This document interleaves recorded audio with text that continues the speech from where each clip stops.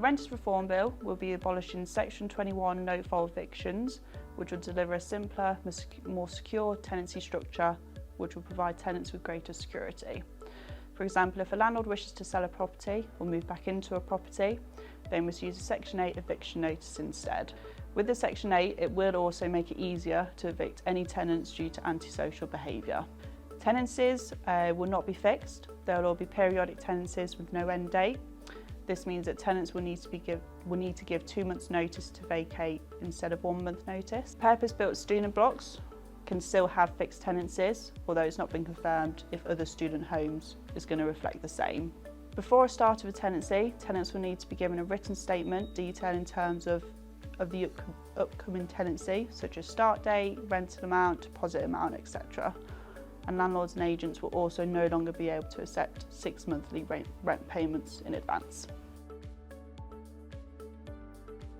The possession order, which is essentially going to provide landlords more security.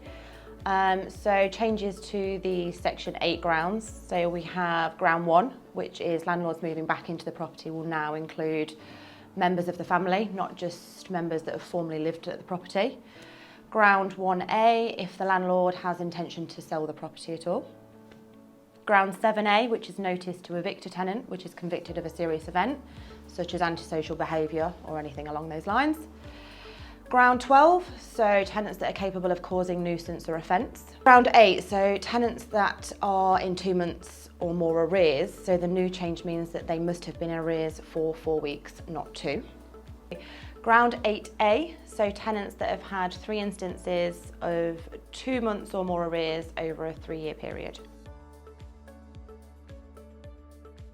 The Renters Reform Bill will introduce a new private rented sector database where all landlords will be legally required to register themselves and their properties on the property portal.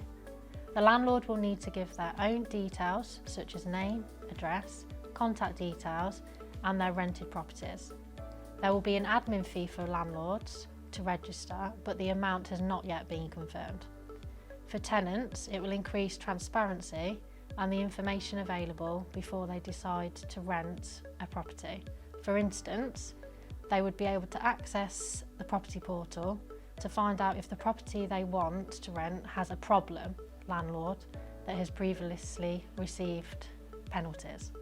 Unfortunately, it has not yet been made clear to us how and when tenants will be able to access this portal. Once the bill is fully passed, the tenants will have the right to request a pet, and the landlord will not be able to unreasonably refuse.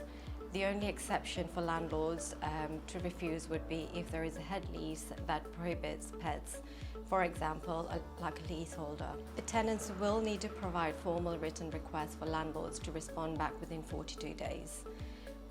The landlords can also insist on pet insurance for damages, or can give an option to provide insurance and add it to the rent. Currently, the government don't look like they will be enforcing any kind of rental cap like they are doing elsewhere in the country. The new changes to Section 13 include market increase remains acceptable, but the notice period given to tenants is increased from 1 month to 2. First tier tribunals still used to challenge rent increases. 1 rent increase a year remains the same. It's a new scheme that will be put in place directly for landlords.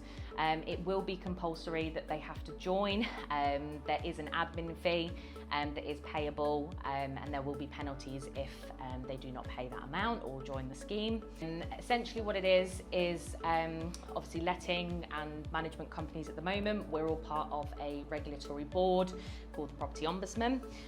This new scheme is a different platform for tenants to go to with any other complaints or disputes with the landlord directly. These disputes can be anything from sort of issues with your landlord, delays or any sort of failure to make any sort of repairs or anything like that. It is free for the tenants to use, and it's going to be used after failing to get sort of your desired outcome from any kind of issues that you've raised previously, either in sort of written or verbal. It will mean that they will have the ability to request further information, force any kind of remedial works that need to be done, strike off any landlords, or they can even award up to a fee of £25,000 that will be compensated to any tenants.